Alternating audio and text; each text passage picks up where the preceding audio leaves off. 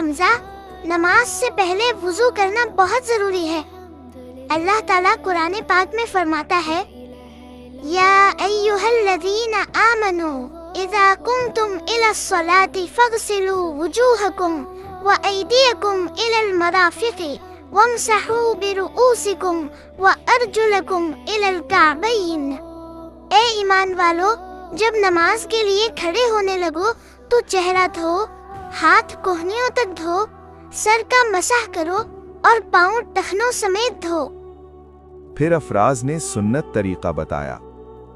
وضو کے لیے پہلے 3 بار ہاتھ دھونا، کلی کرنا، ناک میں پانی ڈالنا، چہرہ دھونا، بازو کوہنیوں تک دھونا، سر کا مسح کرنا اور آخر میں پاؤں ٹخنوں سمیت دھونا۔